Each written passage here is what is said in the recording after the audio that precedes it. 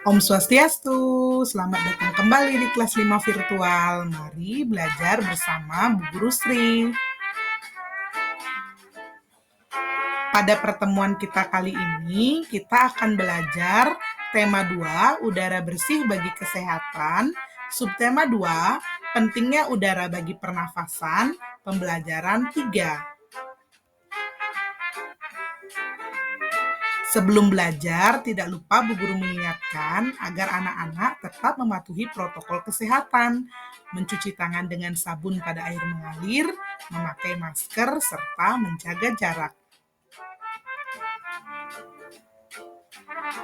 Pembelajaran kita hari ini memiliki 4 tujuan, yaitu yang pertama, dengan membaca teks, siswa mampu menguraikan hak sebagai warga masyarakat secara tepat. Yang kedua, dengan membaca teks, siswa mampu menguraikan kewajiban sebagai warga masyarakat secara tepat. Yang ketiga, dengan membaca teks, siswa mampu menjelaskan jenis-jenis usaha ekonomi yang dikelola sendiri secara tepat. Dan yang keempat, dengan membaca teks, siswa mampu menjelaskan jenis usaha ekonomi yang dikelola secara tepat. Nah, yang pertama kita akan membahas mengenai hak dan kewajiban. Nah, apa itu hak dan kewajiban? Nah, hak berarti sesuatu yang mutlak menjadi milik seseorang dan penggunaannya tergantung pada orang yang bersangkutan. Sementara kewajiban berarti sesuatu yang harus dilakukan dengan penuh rasa tanggung jawab. Jadi, sebelum kalian mendapatkan hak kalian, tentu saja kalian harus melakukan yang namanya kewajiban, ya. Selanjutnya kita akan membahas apa saja hak dan kewajiban sebagai warga masyarakat. Yang pertama, hak sebagai warga masyarakat. Nah, di sini ada 7 contoh hak yang bisa kalian dapatkan sebagai warga masyarakat, yaitu yang pertama, mendapatkan perlindungan hukum. Yang kedua, mendapatkan pekerjaan dan penghidupan yang layak. Yang ketiga, menikmati lingkungan yang bersih. Yang keempat, hidup tenang dan damai. Yang kelima, bebas memilih, memeluk, dan menjalankan agama. Yang keenam, berpendapat dan berorganisasi. Yang ketujuh, mengembangkan kebudayaan daerah. Selanjutnya, kewajiban sebagai warga masyarakat. Sini ada 6 contoh kewajiban yang harus kalian lakukan sebagai bagian dari masyarakat.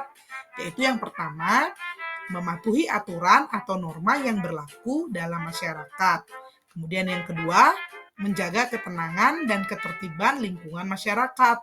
Yang ketiga, mengikuti kegiatan yang ada di lingkungan RT, RW, atau desa setempat, misalnya kegiatan kerja bakti, gotong royong, dan musyawarah warga masyarakat setempat. Yang keempat, menghormati tetangga di lingkungan tempat tinggal. Yang kelima, membantu tetangga yang terkena musibah. Dan yang keenam, menjaga kebersihan lingkungan tempat tinggal.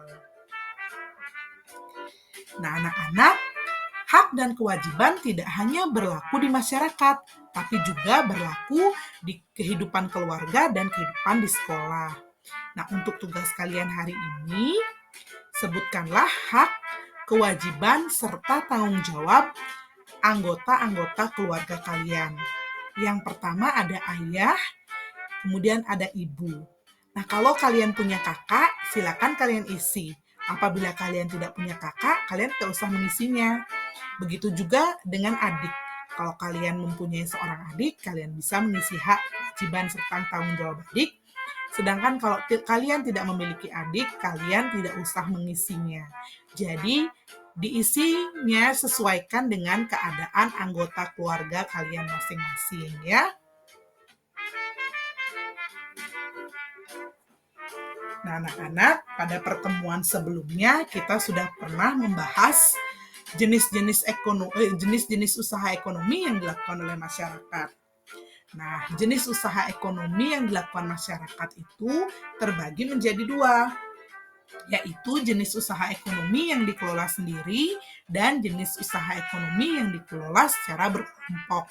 Sekarang kita akan bahas terlebih dahulu mengenai Jenis usaha ekonomi yang dikelola sendiri.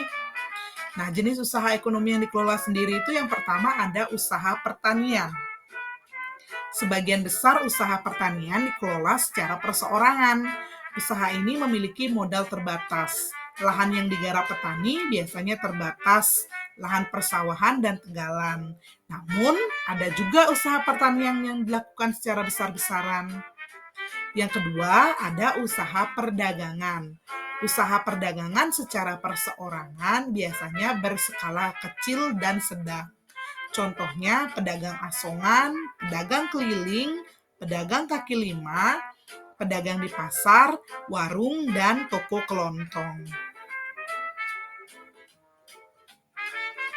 Yang ketiga ada usaha jasa. Secara umum, banyak usaha jasa yang dikelola secara perorangan.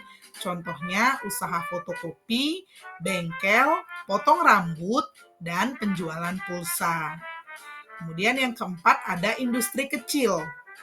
Industri kecil yang dikelola secara perseorangan merupakan industri rumahan. Contohnya, usaha kerajinan tangan berupa pembuatan keramik, souvenir, tembikar, anyaman, dan mebel. Nah, selain ada jenis usaha yang dikelola secara sendiri, ada juga jenis usaha yang dikelola secara kelompok. Nah, yang pertama ada firma. Firma adalah usaha ekonomi bersama yang didirikan oleh sekurangnya 2 sekutu. Pendiri firma biasanya orang-orang yang saling kenal satu dengan yang lain. Setiap anggota firma memiliki hak untuk bertindak atas nama firma. Anggota firma juga bertanggung jawab secara penuh atas resiko kerugian firma. Usaha berbentuk firma biasanya bergerak di bidang layanan konsultasi, hukum, dan keuangan. Yang kedua ada persekutuan komanditer. Persekutuan komanditer atau lebih dikenal dengan CV didirikan oleh sekurang-kurangnya 2 orang yang menyetorkan modal. Pada CV terdapat 2 jenis sekutu, yaitu sekutu aktif dan sekutu pasif. Sekutu aktif berperan sebagai investor dan pengelola CV, sedangkan sekutu pasif berperan sebagai investor tanpa terlibat dalam pengelolaan CV. Usaha berbentuk CV dapat dikembangkan dari firma. Ini dimungkinkan jika firma ingin memperluas usahanya dan membutuhkan banyak modal. Yang ketiga ada perseroan terbatas. Perseroan terbatas atau PT adalah usaha bersama yang modalnya berupa kumpulan saham. Saham diartikan sebagai bukti kepemilikan suatu perusahaan atas penyetoran modal. Setiap saham memiliki nilai nominal tertentu. Pemilik saham akan memperoleh keuntungan berupa dividen.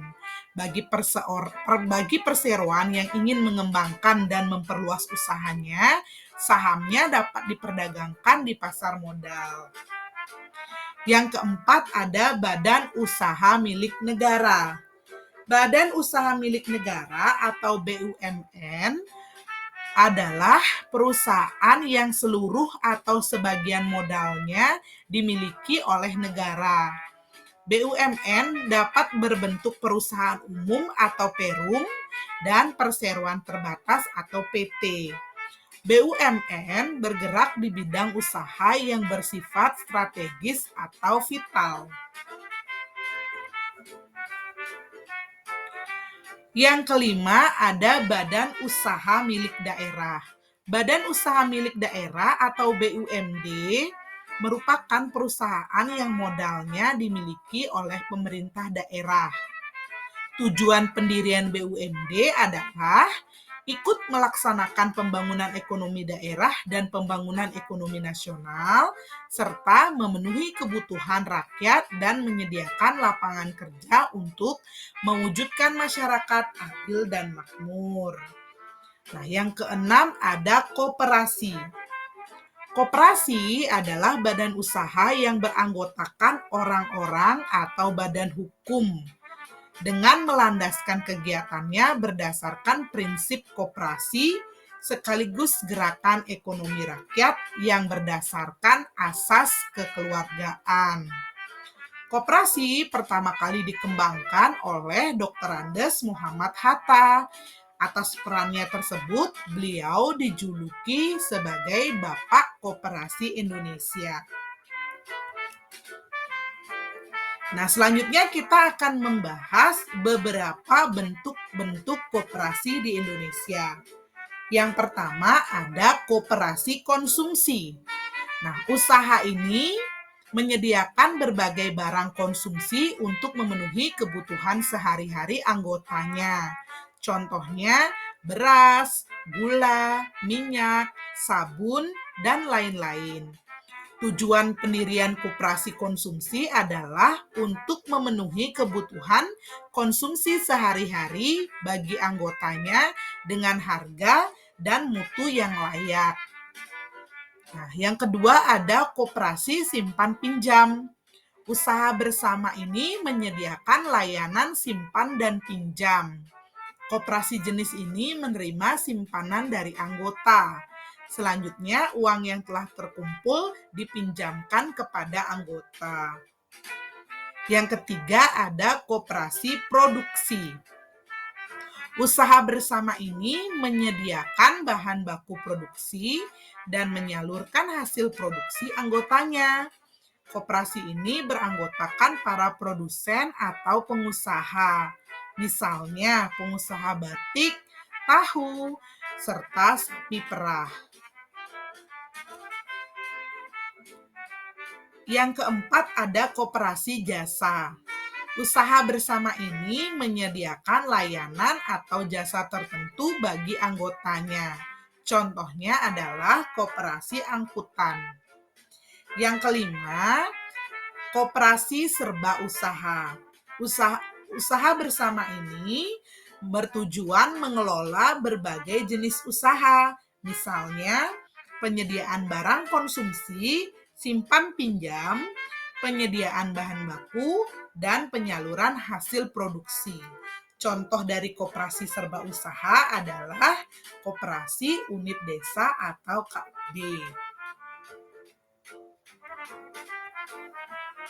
Nah, tidak terasa ya, kita sudah sampai di penghujung pertemuan. Sudah beberapa materi kita bahas, di antaranya ada hak dan kewajiban sebagai warga negara, kemudian sebagai warga masyarakat. Kemudian kita juga membahas jenis usaha ekonomi yang dikelola sendiri, serta jenis ekonomi yang dikelola oleh kelompok. Jangan lupa juga untuk mengerjakan tugas latihannya. Ibu guru tunggu sampai pukul 6 sore. Terima kasih sudah menyimak video ini dengan baik. Sampai jumpa di video berikutnya. Tetap semangat sehat dan semangat belajar.